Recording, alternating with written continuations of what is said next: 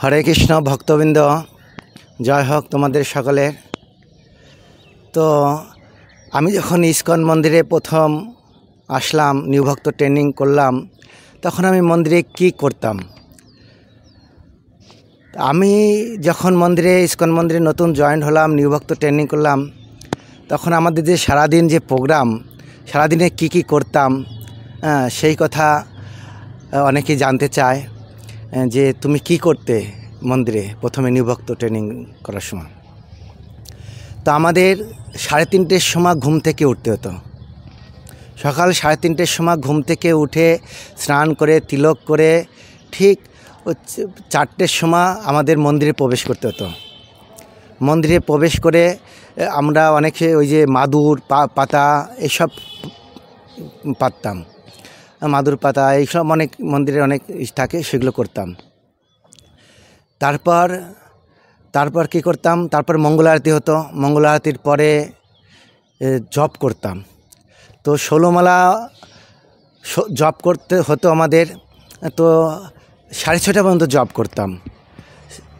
তো সকাল 6:30 পর্যন্ত জপ করার পরে তখন আমাদের সকলের যারা নিউ ভক্ত তাদের সকলের জন্য সেবা ছিল। 6:30টার পর থেকে 7টা পর্যন্ত সেবা ছিল, আর 7:15 দর্শন আরতি। তো এই আধা ঘন্টা সকলের সেবা ছিল। তো আমরা কি করতাম? আমাদের সেবা দিত সকালবেলা ওই রাস্তা পরিষ্কার করা, সকালবেলা নতুন ভক্তদের রাস্তা পরিষ্কার করতে দিত, ঝাড়ু দিয়ে পরিষ্কার করতে দিত। কেউ মন্দিরে কিছু মাদুর উঠানো এসব করতেন, আর কোনো ভক্ত রাস্তা ঝাড়ু করে, তুমি এইখানে করবে, এইটুক করবে। টেম্পল কমিটি সব দেখে দিতেন, তুমি এইখানে সেবা করো, তুমি এখানে সেবা করো। তো এইভাবে সেবা করতেন। তা আমি যখন নতুন ভক্ত হয়েছিলাম, তখন আমাকে যখন এই হাতে ঝাড়ু দিয়েছে, তখন আমার খুব লজ্জা করতো এই ঝাড়ু মারতে। রাস্তায় অনেক লোকজন হাঁটা চলা করছে, তার মধ্যে ঝাড়ু মারতে একটা লজ্জা লাগে। নতুন ভক্ত হয়েছিলাম তো আমি দেখলাম ঠিক আমাকে এইখান থেকে ওই পর্যন্ত দেখে দিয়েছে, এইটুক তুমি ঝাড়ু দেবে, আধা ঘন্টা টাইম, এর মধ্যে 7টার মধ্যে কমপ্লিট করবে, তো বলে চলে এসে। তো আমি দেখলাম রাস্তা তো পরিষ্কারই আছে। তো আমি ঝাড়ু হাতে নিয়ে কোনোরকমভাবে এরকম ময়লা তো দেখতে পাচ্ছি না, রাস্তা তো পরিষ্কার। আপনারা মায়াপুরে যাবেন, দেখবেন মায়াপুরে সবসময় পরিষ্কার পরিচ্ছন্ন থাকে। কিন্তু তবু আমি কি করছি, কোনো ময়লা না দেখতে পেয়ে শুধু ঝাড়ুটা নিয়ে এরকম যেখানে একটা দুটো পাতা আছে, ওই পাতাগুলো খালি উঠাই নিয়ে এরকম ঝাড়ু দিয়ে পুরা 5-7 মিনিটের মধ্যে আমি কমপ্লিট করে দিয়েছি। এখন টেম্পল কমান্ডার এসে দেখছে যে আমার হয়ে গেছে, তখন তিনি আমাকে বললেন যে তুমি কী করে ঝাড়ু দাওনি? আমি হ্যাঁ ঝাড়ু দিয়েছি। করলে এত তাড়াতাড়ি কী করে হলো? তা আমাকে হয়ে তাড়াতাড়ি হয়েছে, পরিষ্কার আছে তো সেই জন্য। তখন টেম্পল কমান্ডার আমাকে আবার বলে, না তুমি প্রথম থেকে আবার ঝাড়ু দাও, পরিষ্কার থাকলে তোমাকে ঝাড়ু দিতে হবে। তখন আমি আবার সেই প্রথম থেকে ঝাড়ু দিতে থাকলাম, ওইখানে রাস্তা ঝাড়ু দিতে থাকলাম। তো এইভাবে ওটা আমাদের মন্দিরে এই ঝাড়ুটা হচ্ছে আমাদের মন পরিষ্কার করা, আমাদের হৃদয়কে পরিষ্কার করা। প্রথমে হয়তো আমার লজ্জা লাগছিল যে এত লোকজনের সামনে আমি কি করে ঝাড়ু দেবো, এটা লজ্জা, অহংকার কাজ করছিল যে আমি নতুন ভক্ত। কিন্তু তবুও তখন কোনোরকমভাবে আমি কি করলাম, তারপর সে অহংকার না করে আমি সেরকম ঝাড়ু দিতে থাকলাম। আমি তাও কোনোরকমভাবে ঝাড়ু দিচ্ছি, তখন টেম্পল কমিটি আবার বলছে, না এখানে ভালো করে দেওয়া গিয়ে এখানে ফাঁকা থাকে গেল। তাও এরকম তারপর পুরো রাস্তাটা এরকমভাবে আমাকে এক জায়গা ও নিজে দাঁড়িয়ে থেকে আমাকে রাস্তা পরিষ্কার করেছিলেন, যাতে কোথাও যেন ময়লা না থাকে। এইভাবে করা হয়েছিল। তখন আমরা 6:30 পর্যন্ত এরকম সেবা করতাম, 7টা পর্যন্ত সেবা করতাম, করে রুমে চলে আসতাম। রুমে এসে প্রস্রাব করে, বাথরুম করে, যার ইচ্ছা ওই করে জল টল খেয়ে আবার মন্দিরে চলে যেতাম। 7:15 দর্শনার্থী যেতাম। তো দর্শনার্থীর পরে আমাদের ভাগবত ক্লাস ছিল, ভাগবত কথা, ভাগবত গীতা ক্লাস হতো। তো 9টা পর্যন্ত হতো। 9টা পর্যন্ত আমরা শ্রবণ করতাম। তারপরে 9টার পরে হচ্ছে প্রসাদ। তো প্রসাদ পাওয়ার পরে 9:30 পর্যন্ত 10টা বেজে যেত। তো রুমে আসতে তো ওখানে এসে রুমে আসতাম, 15 মিনিট সময় পেতাম। তো ওই 15 মিনিটের পরেই কেউ হয়তো কিছু শ্লোক পড়তো, কেউ একটু শুয়ে পড়তো, এরকম হতো। তারপরে আবার 10টার সময় আমাদের 10টা থেকে 1টা পর্যন্ত 3 ঘন্টা সেবা দিত। এই সেবা যার যার অনেক রকম অনেক সেবা ছিল, কেউ অনেক রকম সেবা ছিল মন্দিরে। তো 3 ঘন্টা সেবা, কোনো রকম সেবা থাকতো। হ্যাঁ, তো তারপরে ওই একটার সময় আমরা রুমে চলে আসতাম। একটার সময় রুমে এসে স্নান করতাম। স্নান করার পরে কাপড় ধোয়া, স্নান করতাম। তারপরে যার যার একটু সময় পেতাম, তারপরে প্রসাদ ছিল, 2:30টার সময় প্রসাদ। তো 1টার থেকে ওই 1.5 ঘন্টা আমাদের টাইম ছিল ওখানে স্নান করা, তা কাপড় ধোয়া, তারপরে কেউ হয়তো রেস্ট করতে চাইলে রেস্ট করবে ওই 1 ঘন্টার মধ্যে, 1-1.5 ঘন্টার মধ্যে। তারপরে আবার আছে কি, ওই স্নান টান হওয়ার পরে তারপরে কেউ হয়তো গ্রন্থ পড়ছে, 1/2 ঘন্টা টাইম থাকতো, কেউ গ্রন্থ পড়তো, এইভাবে করতে, বা কেউ জব করতেন তো 1/2 ঘন্টা, কেউ বা শুয়ে পড়তেন, এরকম করতেন। তারপরে 2:30টার সময় প্রসাদ হতো আমাদের। তো আমরা সবাই 2:30টার সময় প্রসাদ পেয়ে ঠিক 3টের সময় আমাদের ক্লাস হতো। হ্যাঁ, আবার নিউ ভক্ত ট্রেনিংয়ের ক্লাস হতো 3টের সময়। তো 1/2 ঘন্টার মধ্যে আমরা প্রসাদ পেয়ে এসে আবার ক্লাসে অ্যাটেন্ড করতাম। হ্যাঁ, তো ক্লাসে অ্যাটেন্ড করার পরে তো ক্লাস হতো 3:30-4টে পর্যন্ত ক্লাস হতো। ক্লাস হওয়ার পরে তারপরে যখন 4টের সময় আবার মন্দির ওপেনিং হতো, তো কেউ মন্দিরে যেতেন, হ্যাঁ, আর কেউ যেতেন না। হ্যাঁ, তো যার ইচ্ছা সে যেতে পারে 4টের সময়, আর কেউ যার ইচ্ছা না সে যাবে না, এরকম আছে। তো আমরা 4টের সময় আমাদের ক্লাস শেষ হতো। তারপরে রুমে এসে আমরা একটু পড়াশোনা করতাম।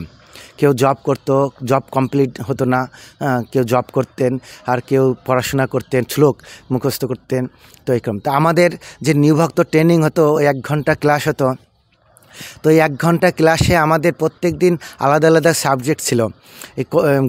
গীতার শ্লোক ছিল, অনুপম উপহার ছিল, ব্রহ্ম সংহিতা ছিল, তারপরে উপদেশামৃত ছিল, মঙ্গলাচরণ ছিল, শিক্ষাষ্টকম ছিল, ব্রহ্ম সংহিতা, এরকম নানান শ্লোক আমাদের প্রত্যেক দিন মুখস্থ করতে হতো। তো এই প্রত্যেক দিন আমাদের 2-3টে করে শ্লোক দিত। সেই শ্লোক আবার মুখস্থ করতে হতো। পরের দিনকে যদি আমরা শ্লোক না বলতে পারতাম তো আমাদের খুব বকতেন যে কেন তুমি পারলেন না কেন। সেই জন্য আমরা কী করতাম, হাতে লিখে রাখতাম শ্লোক, কখনো বা কোনো ছোটো একটা কাগজে লিখতাম। লিখে সব ভক্তদের দেখা দেখে আমি ওরকম কাগজে লিখতাম, লিখে রেখে দিতাম। কখনো সেবা করতাম, মনে করতাম, আর কখনো দেখে আবার সেটা আবৃত্তি করতাম। এইভাবে শ্লোক মুখস্থ করতাম। শ্লোক প্রথমে আমার মুখস্থ হতে চাইতো না, কিন্তু ধীরে ধীরে অভ্যাস করতাম। তো আমাদের 45 দিনের মধ্যে গীতার 108টা শ্লোক, উপদেশামৃত, ব্রহ্ম সংহিতার কয়টি শ্লোক, তারপরে শিক্ষাষ্টকম, এই সমস্ত শ্লোক আমাদের এই 45 দিনের মধ্যে, এই নিউ ভক্ত ট্রেনিং যখন 45 দিনের মধ্যে আমাদের এই কোর্স কমপ্লিট করেছিল। অনুপম উপহার, সেই সমস্ত গ্রন্থ করেছিল। তো এই কখনো সময় পেতাম না, যখন সময় পেতাম ওই সময় পড়াশোনা করতে হতো, নাহলে সময় হতো না। কখনো শুইতে পারতাম না, ঘুমাতে পারতাম না। তো আমাদের যারা নিউ ভক্ত দিনের বেলা কখনো ঘুমাতে দিত না।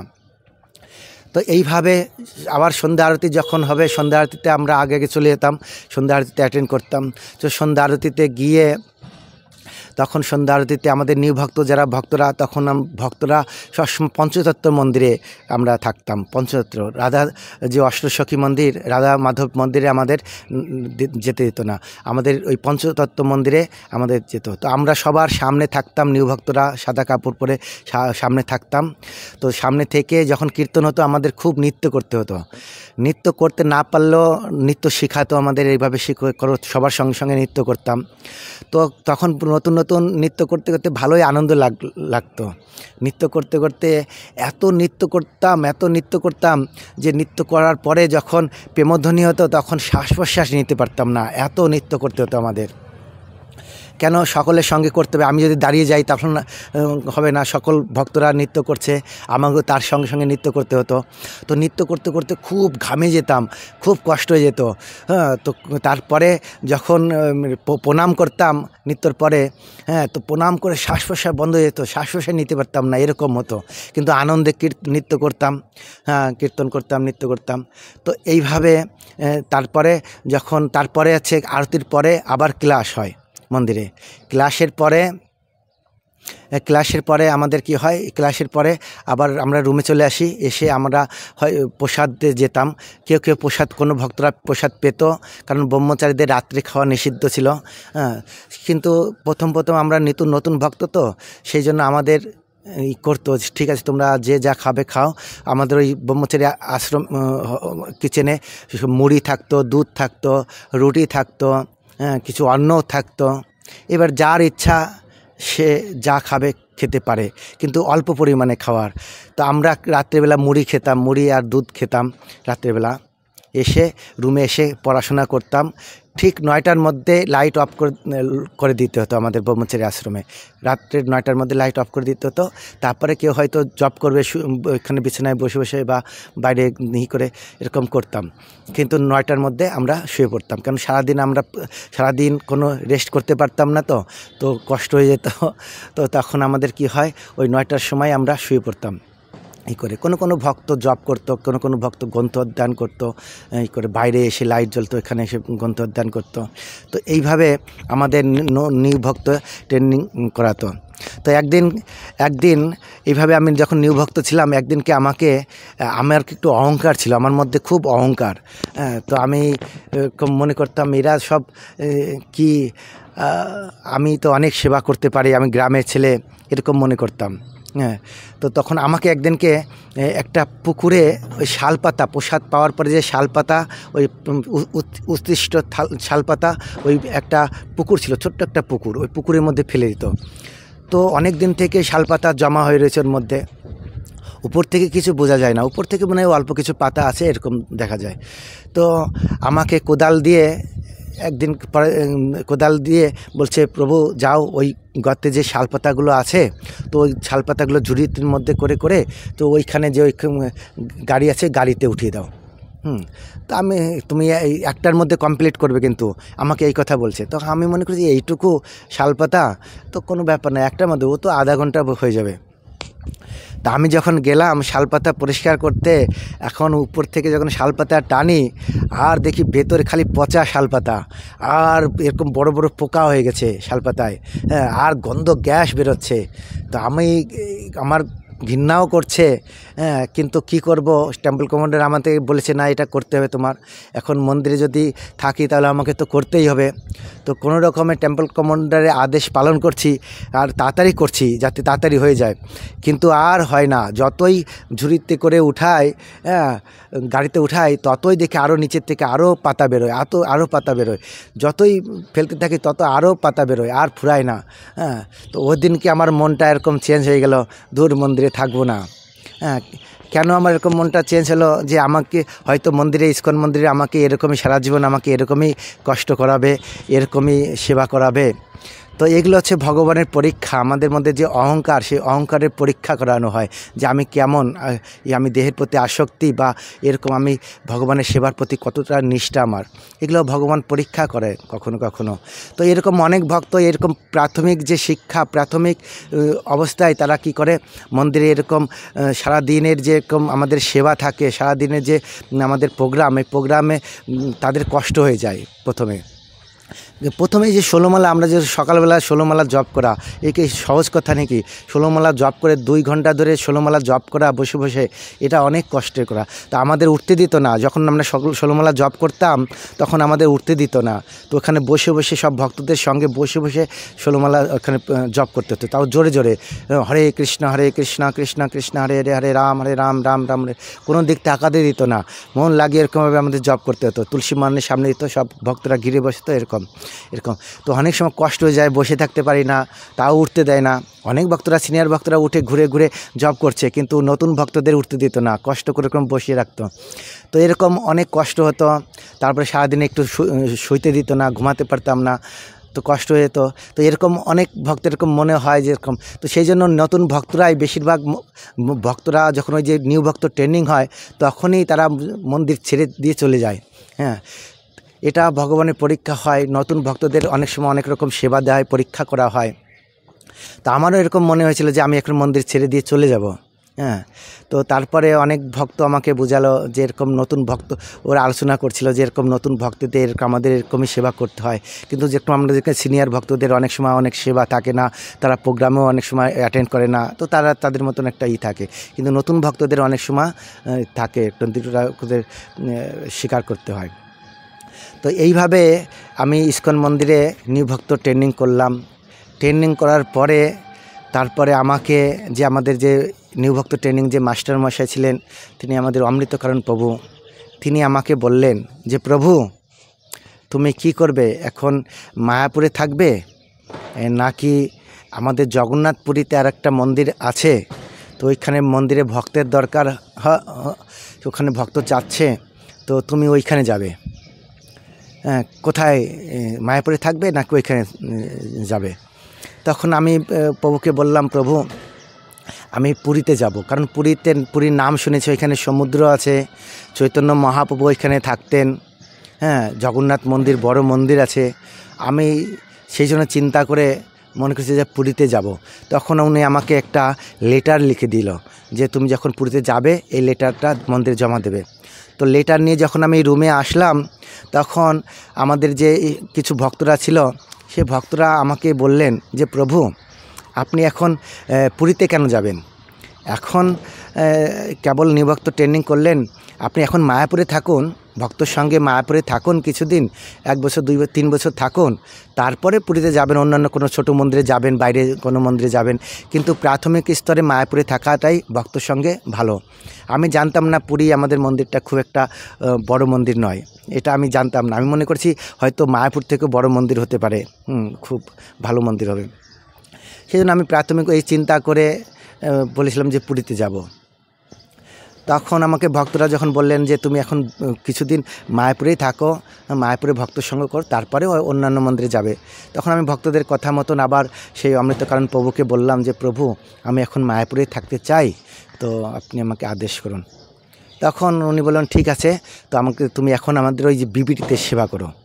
তখন বিবিটি একটা সংস্থা ছিল, বিবিটি মানে যেখানে গ্রন্থ ছাপানো হয়, বিবিটি একটা আলাদা একটা ভাবে, ওখানে প্রসাদও ওদের আলাদা হয় বিবিটিতে, তারপরে ওইখানে সেবাও আলাদা হয়। হ্যাঁ, তো ওদের বিবিটির উপরে আবার একটা মন্দিরও আছে, জগন্নাথ মন্দির, ওইখানে ভোগ লাগানো হয়, তো এইভাবে হয়। তো তখন আমাকে বললেন যে তাহলে তুমি বিবিটিতে সেবা করো, তখন আমাকে বিবিটিতে পাঠিয়ে দিলেন।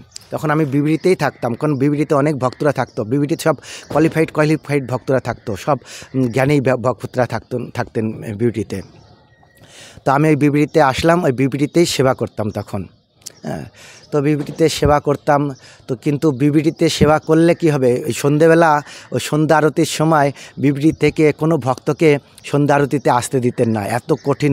আমাদের এই যে শ্যামরূপ প্রভু আর বৃহৎ কীর্তন প্রভু এখানকার ইনচার্জ ছিলেন, এনারা খুব স্ট্রিক্ট ছিলেন, ওনারা কঠোরভাবে আমাদের ব্রহ্মচারী পালন করার জন্য চেষ্টা করতেন। সেই জন্য ভক্তদের ওই সন্ধ্যা আরতিতে অনেক বাইরের অনেক মাতাজিরা আসে, বাইরের অনেক বিষয়ী ভক্তরা আসে, সেই জন্য ওদের সংস্পর্শে থাকলে হয়তো আমাদের ব্রহ্মচর্য নষ্ট হতে পারে, আমাদের ভক্তি জীবন নষ্ট হতে পারে ওদের দর্শন করে, ওদের সঙ্গে বেশি মেলামেশা করলে। সেই জন্য সন্ধ্যা আরতিতে আমাদের মন্দিরে আসতে দিতেন না, যে মেন মন্দির রাধামাধব মন্দির, ওখানে আসতে দিতেন না। তো সন্ধ্যা আরতিতে আমরা কী করতাম, সন্ধ্যা আরতি ওই বিবিটিতেই আমাদের যে ওই একটা জগন্নাথ মন্দির ছিল, ওইখানেই আরতি হতো, আমরা সকলে মিলে ওই বিবিটিতে আরতি করতাম, নৃত্য করতাম, কীর্তন করতাম। মাঝে মাঝে আমাকে নির্মল চৈতন্য প্রভু নামে এক ভক্ত ছিলেন, খুব ভালো ভক্ত, এখন তিনি জগন্নাথ রাজাপুরে জগন্নাথ মন্দিরের প্রেসিডেন্ট উনি। হ্যাঁ, তো উনি আমাকে নিয়ে আসতেন, চলো চলো প্রভু চলো একটু, উনি মাঝে মাঝে আমাকে সন্ধ্যা আরতিতে নিয়ে আসতেন রাধা মাধব মন্দিরে, কেননা আমার ইচ্ছা হতো মন্দিরে আসার জন্য ওই সময়। কিন্তু সন্ধ্যা আরতিতে আমাদের আসতে দিতেন না, কিন্তু মঙ্গল আরতিতে আমাদের প্রত্যেক দিন মঙ্গল আরতিতে আমরা মন্দিরে আসতাম।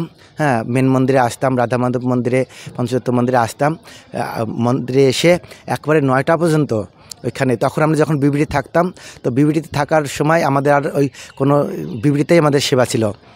প্রসাদ পাওয়ার পরে, 9টায় প্রসাদ পাওয়ার পরে তখন সেবা, তার আগে কোনো সেবা ছিল না। তখন আমরা ওই মঙ্গল আরতিতে আসতাম, এসে ওই 4টের সময় মঙ্গলাতে এসে একবারে 9টা পর্যন্ত ক্লাস করে, হ্যাঁ, যে দর্শনার্থী হতো, জপ করতাম, জপের পরে হচ্ছে দর্শনার্থীর পরে ভাগবত কথা হতো, ভাগবত কথার পরে তারপরে আমরা বিবিড়িতে চলে আসতাম 9টার সময়। 9টার সময় এসে বিবিড়িতেই প্রসাদ হতো। আমাদের ব্রহ্মচারীদের আশ্রমে আমরা যেতাম না, কিচেনে যেতাম না প্রসাদ পেতে, যে ব্রহ্মচারীরা যেখানে প্রসাদ পায়, হ্যাঁ, সব মন্দিরের ভক্তরা যেখানে পায়, আমাদের প্রসাদ এই বিবিড়িতেই হতো। তো এইভাবে বিবিড়িতেই আমি কতদিন, অনেক দিন এখানে সেবা করেছিলাম। তো বিবিড়িতে সেবা করার পরে তারপরে কোনো কারণে আমাকে হবিবপুরে, ওখানে বিবিড়ি থেকে সেবা করার পরে তারপরে আমাকে ওখানে হবিবপুর রানাঘাট ইস্কন মন্দির আছে আমাদের কাছেই, ওইখানে ওই মায়াপুর থেকে কিছুটা দূরে, বেশি দূরে নয়, তো মায়াপুরেরই ব্রাঞ্চ হবিবপুর রানাঘাট। তো ওইখানে আমি ওইখানে গিয়েছিলাম।